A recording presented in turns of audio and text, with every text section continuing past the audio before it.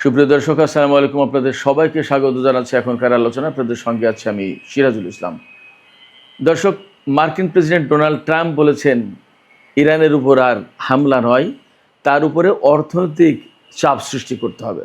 এপাশে মার্কিন প্রভাবশালী senator Chris Murphy, Democratic senator, তিনি বলেছেন যুদ্ধ এখনই বন্ধ করা উচিত, তা না হলে প্রতিদিন ইরান শক্তিশালী হচ্ছে আর আমেরিকা দুর্বল হচ্ছে। আসলে পরিস্থিতি কোথায় গেছে, ডোনাল্ড ট্রাম্প এবং ক্রিস মার্ফির এই কথা থেকে হয়তো কিছু বোঝা যায়। এর ভেতরে ভিন্ন কাহিনী আছে। তেলের দাম কিন্তু আবার বেড়েছে। মার্কিন স্টক এক্সচেঞ্জে অর্থাৎ শেয়ার মার্কেটে উদ্বেগ বেড়েছে। কেন? হরমুজ প্রণালী খোলা নিয়ে। হরমুজ প্রণালী খোলা নিয়ে কী হয়েছে? ইরানের পক্ষ থেকে অন্তত 6টি শর্ত দিয়েছে, সেই 6টি শর্ত মানলেই তবে হরমুজ প্রণালী খোলা হবে। সেই 6টি শর্ত মানা মানে আমেরিকাকে সরাসরি আত্মসমর্পণ করা। এপাশে ইরানের জাতীয় নিরাপত্তা পরিষদে বড় রকমের একটা পরিবর্তন হয়েছে। মহসিন রেজাইকে জাতীয় নিরাপত্তা পরিষদের সচিব করা হয়েছে এবং জাতীয় নিরাপত্তা পরিষদের যিনি সচিব ছিলেন মোহাম্মদ বাকের জুলকাদ, তাকে সর্বোচ্চ নেতা আয়াতুল্লাহ মোস্তফা খামেনির রাজনৈতিক উপদেষ্টা করা হয়েছে। দর্শক, এই বিষয়গুলো নিয়ে এখনকার ভিডিওতে আলোচনা করব। আপনাদেরকে দেখানোর চেষ্টা করব যে আমেরিকা ইরান যুদ্ধ করতে এসে কিভাবে বড় রকমের সংকটে পড়ে গেছে এবং এই সংকট থেকে তারা যে মুক্তির পথ খুঁজছে, সেই পথটাও ঠিকমতো তারা খুঁজতে পারছে না এবং তারা সঠিক পথে যাচ্ছে না ভুল পথে যাচ্ছে। আমি আপনাদের কাছে এই বিষয়গুলো তুলে ধরার চেষ্টা করব। সুপ্রিয় দর্শক, আশা করি ভিডিও ভালো লাগবে এবং আপনারা শেষ পর্যন্ত সঙ্গে থাকবেন। আর ভিডিও যদি ভালো লাগে তাহলে লাইক, কমেন্ট, শেয়ার করবেন এবং চ্যানেলটি সাবস্ক্রাইব করে সাথেই থাকবেন প্লিজ। দর্শক, চলুন আমরা বিস্তারিত আলোচনায় চলে যাই। পরিস্থিতি আসলে কি হচ্ছে একদম খুঁটিনাটি বোঝার চেষ্টা করি। মার্কিন প্রেসিডেন্ট ডোনাল্ড ট্রাম্প তিনি বলেছেন যে এখন ইরানের উপর আর হামলা করা হবে না, হামলা দরকার নেই, বরং ইরানের উপরে প্রচণ্ডভাবে অর্থনৈতিক চাপ সৃষ্টি করা দরকার। তাতেই ইরান কাবু হবে, দুর্বল হবে এবং তারা আলোচনায় আসতে বাধ্য হবে। এই জন্য কী করতে হবে? এই জন্যই ইরানের উপরে প্রচণ্ডভাবে নিষেধাজ্ঞা আরোপ করতে হবে এবং হরমুজ প্রণালীতে যে নৌ অবরোধ, ব্লকেট যেটা সৃষ্টি করে রেখেছে, এই ব্লকেটটা অব্যাহত রাখতে হবে। ডোনাল্ড ট্রাম্পের থিওরি। একথা কোথায় বলছেন? একথা তিনি বলেছেন মার্কিন প্রভাবশালী গণমাধ্যম, আজকাল খুব চলে এইরকম একটা গণমাধ্যম এক্সিওস, প্রায় মাঝে মাঝে আমার আলোচনা আসে। এছাড়া আমেরিকার রাজনীতি নিয়ে যে সমস্ত খুঁটিনাটি খুব ভেতরের তথ্য তুলে ধরে এইরকম একটা গণমাধ্যম হচ্ছে এক্সিওস। এই এক্সিওসকে ইন্টারভিউ দিয়েছেন গতকাল ট্রাম্প। সেই ইন্টারভিউতে তিনি বলেছেন ইরানের উপরে অর্থনৈতিক চাপ সৃষ্টি করতে হবে। এখন এই জায়গার কতগুলো বিশ্লেষণ প্রয়োজন। আমেরিকা কি আসলে ইরানের উপর অর্থনৈতিক চাপ সৃষ্টি করতে পারছে বা আরও কিভাবে পারবে, কতটা সফল হবে? দেখুন, 47 বছর ধরে ইরানের উপরে নিষেধাজ্ঞা দিয়ে রেখেছে, সামরিক হস্তক্ষেপ করেছে, রাজনৈতিক হস্তক্ষেপ করার চেষ্টা করেছে, ভেতরে বিভিন্ন রকমের নাশকতামূলক তৎপরতা চালিয়েছে, ভিতরে গোলমাল সৃষ্টি করে দেওয়ার জন্য বিভিন্ন সময় অর্থের বিনিময়ে লোকজনকে অস্থিতিশীল করে তুলেছে, গোলযোগ, কেওয়াস, কন্দল এগুলো সৃষ্টি করেছে। এগুলো সব ইরানের পক্ষ থেকে বলা হয় এইভাবে, এবং হাজার হাজার নিষেধাজ্ঞা দিয়েছে, একটা দুইটা না, হাজার হাজার, এবং বিশ্বের কত কোম্পানি, কত ব্যক্তি, কত প্রতিষ্ঠানের উপরে যে নিষেধাজ্ঞা দিয়েছে তার কোনো শেষ নেই। ইরানের উপরে তো দিয়েছেই, ইরানের সাথে ব্যবসা করে, বাণিজ্য চালায়, এইরকম অজুহাত তুলে, অভিযোগ তুলে বিশ্বের কত ব্যক্তি, প্রতিষ্ঠান এবং ব্যবসা কেন্দ্র বা কোম্পানির উপরে নিষেধাজ্ঞা আরোপ করেছে আমেরিকা, তার কোনো ঠিক ঠিকানা নেই। ইরানকে তো সুইফট সিস্টেম, অর্থনৈতিক সিস্টেম, ব্যাংকিং সিস্টেম, কোনো সিস্টেমের ভেতরেই ঢুকতে দেয় না, রাখেনি। বাট ইরান কি মরে গেছে? মার্কিন কর্মকর্তারা এই কথাগুলো যত তাড়াতাড়ি বুঝবে ততই তাদের উপকার হবে, ততই তাদের জন্য লাভ। কি সেই কথা? কথাটা এই যে আমেরিকা ইরানের উপরে যে সমস্ত নিষেধাজ্ঞা দিয়েছে, এমনকি ডোনাল্ড ট্রাম্প আগের টার্মে ক্ষমতা এসে তিনি ইরানের তেল বিক্রি একেবারে জিরো করে ফেলার চেষ্টা করেছিল নিষেধাজ্ঞা দিয়ে, এত কঠোর চাপ সৃষ্টি করলো। কিন্তু ইরানের তেল বেচা কি আটকে রাখতে পেরেছে? ইরানের অর্থনীতি কি আটকে রাখতে পেরেছে? কোনো সময় পারবে না। এত কিছু করার পরে এখন মার্কিন সামরিক কমান্ডারদের কাছে ইমেইল পাঠানো হয়েছে কি, যে ইরানের বিরুদ্ধে অপ্রচলিত কোন পন্থায় বিজয়ী হওয়া যায় সেই পথ খুঁজে বের করো। কি পথ খুঁজে বের করেছে আমি জানি না। তারা সবাই কি তাকে পরামর্শ দিয়েছে কিনা এইটা যে যুদ্ধ বাদ দিয়ে অবরোধ আরোপ করো আর অর্থনৈতিক নিষেধাজ্ঞা আরোপ করো, এইটা পরামর্শ যদি দিয়ে থাকে তাহলে এটাও ভুল। হয়তো বা হতে পারে যে যুদ্ধ থেকে বের হওয়ার কোনো পথ পাচ্ছে না, যুদ্ধে হয়তো উনি একা একা নিজের মতো তাইরে নাইরে গায়ে বলে দেন যে আমরা বিজয়ী হয়েছে, আমরা জিতেছি বলে যুদ্ধ শেষ করে হয়তো বা বলবে যে আমরা অর্থনৈতিক নিষেধাজ্ঞা দিলাম, হরমুজ প্রণালী থেকে ব্লকেড উঠবে না। হরমুজ প্রণালী থেকে ব্লকেড না উঠলে ইরান কতটুকু ক্ষতিগ্রস্ত হবে? ইরানের তেল যদি চীনা জাহাজে গিয়ে আনে, তাই চীনা জাহাজের উপর হামলা চালাতে পারবে আমেরিকা? যদি তাই না পারে তাহলে ইরানের তেল বিক্রি তো আর কোনো ঝামেলা থাকে না। আমেরিকা যে এই অঞ্চলে ব্লকেড সৃষ্টি করে রাখবে, নৌ অবরোধ সৃষ্টি করে রাখবে, ইরান তো বলেছে মার্কিন নৌবাহিনীর বিরুদ্ধে তাদের যে যুদ্ধটা, সেই যুদ্ধের খুব কাছাকাছি, 0 আওয়ারে পৌঁছার কাছাকাছি টাইম রয়েছে। যদি এখান থেকে ব্লকেড না তুলে নেয় তাহলে ইরান তো শুরু করবে হামলা। কি করবে তখন? বিমান বাহিনী নৌবাহিনী দুটোর সাথেই একসাথে যখন যুদ্ধ করেছে ইরান, তখনই ভয় পায় না। আর এখন শুধু নৌবাহিনীর বিরুদ্ধে যুদ্ধ করবে, ইরান কি সেই ভয় পাবে? মোটেই না। তাহলে মার্কিন প্রেসিডেন্টের যে অর্থনৈতিক চাপ সৃষ্টি এবং নৌ ব্লকেড, এর কোনোটাই কাজ করবে না। হয়তোবা for the time being a কথা বলছে যুদ্ধ বন্ধ করার জন্য, 2 দিন পরে ওটাও বলবে যে এটার দরকার না, আমরা বিজয়ী হয়ে গেছে, আমরা এখন বিজয়ী শক্তি, আমরা চলে গেলাম, নৌ অবরোধ প্রত্যাহার করলাম। হয়তো একটা ডিপ্লোমেসি চালাবে, কাতার, পাকিস্তান, তুরস্ক এদেরকে বলবে যে ভাই তোমরা আমরা যে ওখান থেকে নৌ ব্লকেড তুলে আনবো, তোমরা একটু ব্যবস্থা করো, আমাদের ইজ্জতটা বাঁচুক। হয়তো এমন হতে পারে। তিনি যুদ্ধ কেন বন্ধের কথা বলছেন? যুদ্ধ বন্ধের কথা বলছেন অভ্যন্তরীণ চাপ, সামনে মিড টার্ম ইলেকশন, এছাড়া মার্কিন বাহিনী তো পারছে না। মার্কিন সামরিক বাহিনী টোটাল যে সশস্ত্র বাহিনী, তার প্রধান জেনারেল ড্যান কেইন তিনি সরাসরি বলছেন যে এই যুদ্ধ করে লাভ হবে না, লস হবে, এই যুদ্ধ বন্ধ করার ব্যবস্থা করা উচিত, বিকল্প ব্যবস্থা খোঁজো, এখান থেকে নিরাপদে সরে যেতে হবে। ঠিক একই কথা বলেছেন ক্রিস মার্ফি, ডেমোক্র্যাট দলের বেশ প্রভাবশালী সিনেটর ক্রিস মার্ফি। তিনি বলেছেন ইরানের বিরুদ্ধে যুদ্ধ বন্ধ করতেই হবে, তা না হলে প্রতিদিন যদি আমরা যুদ্ধ চালিয়ে যাই, এই যুদ্ধে প্রতিদিন আমেরিকা দুর্বল হচ্ছে আর প্রতিদিন ইরান শক্তিশালী হচ্ছে। এতে একসময় আমেরিকা আরও বেশি খারাপ অবস্থায় পড়ে যাবে। তিনি এও বলেছেন, ক্রিস মার্ফি সিনেটর, তিনি এও বলেছেন যে হরমুজ প্রণালী উন্মুক্ত করার ব্যাপারে প্রতিদিন মূল্য বেড়ে যাচ্ছে। এই মূল্য বেড়ে যাচ্ছে মানে কি? মূল্য বেড়ে যাচ্ছে মানে আমেরিকা আগে দাবি করতো কি, হরমুজ প্রণালী না খুললে আমরা নৌ ব্লকেড তুলব না, এ করতে হবে, তা করতে হবে, বহু হুমকি ধমকি, বহু কিছু করেছে, কোনো কিছুতেই ইরানকে টলাতে পারেনি। এ অবস্থায় ক্ষতি আমেরিকার দুইভাবে হচ্ছে, দুইভাবে না কয়েকভাবে হচ্ছে। একটা হচ্ছে এই যে এখানে নৌ ব্লকেড সৃষ্টি করে রেখেছে, বিনা কারণে বিনা লাভে মাসের পর মাস এখানে জাহাজ মোতায়েন করে রাখতে হয়েছে, সৈন্যরা থাকছে, খাচ্ছে, জ্বালানি খরচ, অহেতুক আমেরিকার একটা খরচ যাচ্ছে। এটা গেল এক। 2 হচ্ছে যে এই সমস্ত সেনা জাহাজ এগুলো কিন্তু সব ইরানের হামলার মুখে, ঝুঁকির মুখে আছে। 3 হলো এই সমস্ত জাহাজে যে সমস্ত সেনা আছে, দীর্ঘদিন এখানে বসে থাকতে থাকতে তারা মানসিকভাবে অবসাদগ্রস্ত হয়ে পড়ছে, ক্লান্ত হয়ে পড়ছে, তাদের মনোবল ভেঙে যাচ্ছে। শুধু তাই না, তারা চোখের সামনে দেখেছে বিমান বাহিনী, নৌবাহিনী ইরানকে কি করতে পেরেছে। সারা বিশ্ব থেকে অস্ত্র কুড়িয়ে এনে ইরানের বিরুদ্ধে যুদ্ধ করতে হয়েছে আমেরিকাকে এক পর্যায়ে, এবং এখন অস্ত্র ফুরিয়ে গেছে। এ কি এক কেলেঙ্কারির কথা, তা তো আপনারা শুনতেই পাচ্ছেন। তো সব কিছু মিলে আমেরিকা খুব সংকটে এবং প্রতিদিন তার খরচ বেড়ে যাচ্ছে।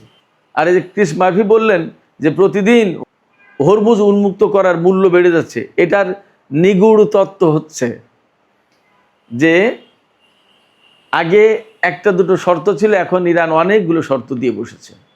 14 দফা দাবির উপর ইসলামাবাদ সমঝোতা হয়েছিল, এখন ইরানের পক্ষ থেকে 6 দফা দাবি নতুন করে বলা হয়েছে যে হরমুজ খুলতে গেলে এই 6টা দফা, এই 6টা দাবি আগে পূরণ করতে হবে, তা না হলে ইরান হরমুজ খুলবে না। ইরানের নীতি নির্ধারণী পরিষদ, এই পরিষদের প্রধান আয়াতুল্লাহ সাদেক আমলি লারিজানি, তিনি বলেছেন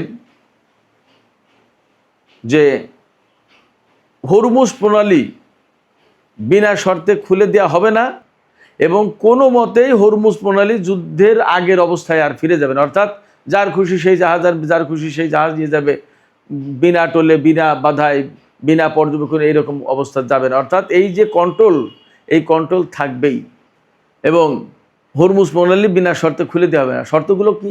ওই যে প্রথমেই ইরানকে অপমান অপদস্থ করা যাবে না, ইনসাল্ট করে কথা বলা যাবে না, ইরানের যে সমস্ত জাতীয় এবং ধর্মীয় মূল্যবোধ আছে সেগুলোকে মানতে হবে, ইরানের উপর থেকে নিষেধাজ্ঞা প্রত্যাহার করতে হবে, নো ব্লকেট তুলে নিতে হবে, তারপরে অত্র অঞ্চলে মার্কিন সেনা সমস্ত সব কিছু সরিয়ে নিতে হবে, ইরানের যে সমস্ত সম্পদ বিদেশে আটকা আছে একদম বিনা শর্তে সেগুলো মুক্তি দিতে হবে। এরকম 6টা শর্ত, এগুলো আমেরিকাকে মেনে নিতে হবে যদি হরমুজ খুলতে হয়। এবং হরমুজ খুললেই যে ইসরায়েল এবং আমেরিকা একদম গড়ের মাটির মতো ব্যবহার করবে, যে জাহাজ যখন খুশি তখন আনবে, জাহাজ যখন খুশি তখন নিয়ে যাবে, নট দ্যাট। আদৌ আমেরিকা এবং ইসরায়েলের জন্য এই হরমুজ প্রণালী খোলা হবে কিনা সেটা প্রশ্ন। জোর করে খুলতে গেলেই যুদ্ধ করবে কিনা সেই সিদ্ধান্ত আমেরিকার। আর কূটনীতির মাধ্যমে যদি খুলতে হয় তাহলে ইরান যে সমস্ত শর্ত দিয়েছে সেইগুলো, তাহলে কি করবে? তো যে কথা বলছিলাম ক্রিস মার্ফির ব্যাপারে, ক্রিস মার্ফি বলেছেন যে প্রতিদিন হরমুজ প্রণালী উন্মুক্ত করার যে মূল্য তা বেড়ে যাচ্ছে। অর্থাৎ একদিন আগে হয়তো 2টো শর্ত ছিল, 2 দিন পরে গিয়ে ইরান শর্ত দিচ্ছে 4টা, আর 2 দিন পরে গিয়ে আরও দেবে 6টা, আর 2 দিন পরে গিয়ে বলবে যে এটাও করতে হবে, আর 2 দিন পরে বলবে ওটাও করতে হবে। না করলে তো উপায় নেই, আমেরিকার হাতে তেল নেই, সারা বিশ্ব তেলের অভাবে ধুঁকছে, তেলের দাম আজকেও বেড়েছে, আবার $84 উপরে চলে গেছে ব্রেন্ট ক্রুডের দাম। মার্কিন স্টক এক্সচেঞ্জ ভীষণ উদ্বেগের ভেতরে। অবশ্যই এশিয়ার বাজার, বিশেষ করে জাপান, দক্ষিণ কোরিয়া এবং হংকংয়ের শেয়ার মার্কেটে একটু চাঙ্গাভাবে এসছে আজকে। এপাশে তেলের দাম, তেলের সংকট সারা বিশ্বে তো চলছে, কি করবে? শুধু তাই না, যেখানে যুদ্ধের আগে প্রতিদিন গড়পড়তা 130টি জাহাজ চলতো হরমুজ প্রণালী দিয়ে, সেখানে এখন এই যে 4, 5, 6 এই 3 দিনের আগস্টের 4 তারিখ, 5 তারিখ, 6 তারিখে আগস্টের যে জাহাজ চলাচলের হিসাব দিয়েছে তাতে 8টা থেকে 15টা গড়পড়তা এই 3 দিনে জাহাজ চলেছে। কোনোদিন 8টা, কোনোদিন 9টা, কোনোদিন 15টা, এরকম জাহাজ চলাচলের পরিমাণ কমে গেছে। কত? যেমন তেলের জাহাজ কম যাচ্ছে, তেমনি সার, আদার বিভিন্ন ধরনের প্রোডাক্ট যাওয়া আসা করে, সবই তো কমে গেছে। তাহলে কি পরিস্থিতি? হরমুজ প্রণালী কেন্দ্রিক যে বাণিজ্য, টোটাল একটা বিরাট ভলিউমের বাণিজ্য, সেই বাণিজ্য তো একদম স্থবির হয়ে পড়েছে।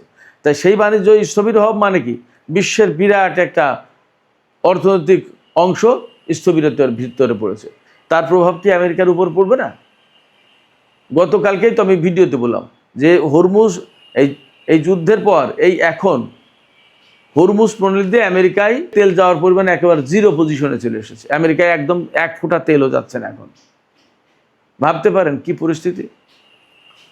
আমেরিকা প্রচণ্ড রকমের চাপের ভেতরে পড়েছে। এই অবস্থায় তারা যদি ইরানের উপর চাপ সৃষ্টি করতে যায় সত্যি সেটা কাজ করবে না, ব্যাকফায়ার করবে, বুমেরাং হবে, লাভ হবে না। ইরানের উপরে চাপ সৃষ্টি করে বা অর্থনৈতিক নিষেধাজ্ঞা আরোপ করে পারেনি এই পর্যন্ত। কারণ আমি আপনাদেরকে বলি যে আমেরিকা এবং ইসরায়েলের বিরুদ্ধে ইরান যুদ্ধ করছে, সেই আমেরিকা এবং ইসরায়েল তো সামরিক দিক দিয়ে দুর্বল না। এত বড় দুটো শক্তিধর দেশের বিরুদ্ধে অ্যাট এ টাইম যুদ্ধ করেছে ইরান, তাইলে তার সামরিক সক্ষমতা কেমন? সেই সামরিক সক্ষমতা তৈরি করতে গিয়ে তো তাকে টাকা খরচ করতে হয়েছে। তো তার যদি অর্থনৈতিক সক্ষমতা না থাকে তাহলে সে এগুলো করলো কি করে? এ তো শুধু সামরিক সক্ষমতার কথা বলবো। এই যে পরমাণু কর্মসূচি পরিচালনা করা কি 2-1 টাকার ব্যাপার? তার যে বিমান কর্মসূচি, তার যে মহাকাশ গবেষণা, তার যে বৈজ্ঞানিক গবেষণা, যত ক্ষেত্রে ইরান কোন জায়গায় পিছিয়ে আছে? আমার ছেলে তো ওখানে ডাক্তারি পড়ে, আমি তো জানি তাদের মেডিকেল সায়েন্সের ডেভেলপমেন্টটা কী। আরও 1.5-2 বছর 2.5 বছর আগে শুনেছিলাম, খবরও করেছিলাম আমি, যে পৃথিবীতে 2টো দেশের হাতে রোবোটিক সার্জন আছে। আরও 2-2.5 বছর 3 বছর আগের কথা, বা তারও একটু বেশি হবে। সেই রোবোটিক সার্জন আমেরিকার হাতে আছে আর ইরানের হাতে আছে। এবং ফ্যাক্ট হচ্ছে, আমেরিকার হাতে যেটা আছে তার চেয়ে বেশি সফল হলো ইরানের হাতে যেটা আছে। এটা মেডিকেল সায়েন্সের একটা প্রসঙ্গ বললাম। এইডসের, ক্যান্সারের, জটিল জটিল রোগের ওষুধ তৈরি করছে ইরান। তো তাদের মেডিকেল সায়েন্স, ইঞ্জিনিয়ারিং থেকে শুরু করে মহাকাশ গবেষণা, এই যে ক্ষেপণাস্ত্র প্রজেক্ট, রকেট সিস্টেম, এই সমস্তগুলো কি চালানো 2-1 লোকের কাজ, নাকি 2-1 টাকার কাজ? অর্থাৎ আমি বলতে চাইছি, আমেরিকা, পশ্চিমা দেশগুলো এইরকমভাবে নিষেধাজ্ঞা দিয়ে রাখার পরেও তো ইরান এই কাজগুলো করতে পেরেছে। তাহলে নতুন করে নিষেধাজ্ঞা দিয়ে আপনি ইরানকে কি করে আটকাবেন? সেক্ষেত্রে ইরানের সাথে যদি আপনি বন্ধুত্ব না করেন, বা ইরান যদি আপনার সাথে বন্ধুত্ব না করে, তাহলেও অন্তত আপনারা দূরে দূরে থাকেন। যুদ্ধ, কনফ্রন্টেশন এবং এই যে অর্থনৈতিক চাপ, নিষেধাজ্ঞা, এইগুলোর দিকে গিয়ে লাভ হবে না। এই পুরনো চিন্তা থেকে বেরিয়ে আসা দরকার। ডোনাল্ড ট্রাম্প যা বলছেন, এ দিয়ে কোনো লাভ হবে না।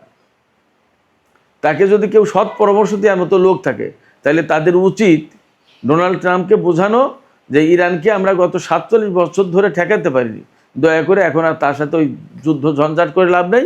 তার মতো সে থাকুক, আমরা আমাদের মতো থাকি, যার যার অবস্থানে ভালো থাকা যাবে। এই যে যুদ্ধ করতে এসে আমেরিকার কত বিলিয়ন ডলার খরচ হয়েছে আপনি বলেন, আপনারা বলেন, লাভটা কী হয়েছে? বরং আমেরিকা তাতে অপমানজনক অবস্থায় পড়েছে সারা বিশ্বে। যে এখন যুদ্ধ না করে অর্থনৈতিক চাপের কথা ভাবতে হচ্ছে। তার মানে কি? যুদ্ধ করে সে পারছে না, যুদ্ধ করে সে পারেনি। এবং ক্রিস মার্ফি বলেছেন যে এই যুদ্ধে ইরান বিজয়ী হয়েছে, আমেরিকা হেরে গেছে। একদম সরাসরি বলেছেন। আমেরিকা দুর্বল হয়েছে, ইরান শক্তিশালী হয়েছে। তিনি সরাসরি বলেছেন যে এই যুদ্ধ এখনই বন্ধ করা দরকার। সেক্ষেত্রে মার্কিন কর্মকর্তাদেরকে আসলে বাস্তবতা অনুধাবন করতে হবে, তাদেরকে বাস্তবতার আলোকে সিদ্ধান্ত নিতে হবে। কারোর প্ররোচনায় ইরানের সাথে যুদ্ধ করে লাভ হবে না। সুপ্রিয় দর্শক, আর একটা বিষয়, গুরুত্বপূর্ণ একটা ছোট্ট বিষয় আলোচনা করে আমি শেষ করবো এখনকার আলোচনা। সেটা হচ্ছে যে ইরানের আইআরজিসির সাবেক commander major general Mohsin Rezaei, যিনি সর্বোচ্চ নেতার সামরিক উপদেষ্টা ছিলেন, তিনি এখন ইরানের সর্বোচ্চ জাতীয় নিরাপত্তা পরিষদের সচিব। খুবই গুরুত্বপূর্ণ। অর্থাৎ এই যে যুদ্ধ বিগ্রহ, নিরাপত্তা সংক্রান্ত যত ব্যাপার এই পরিষদ সব হ্যান্ডেল করে। তার সচিব হিসেবে তাকে নিয়োগ দেওয়া হয়েছে গতকাল।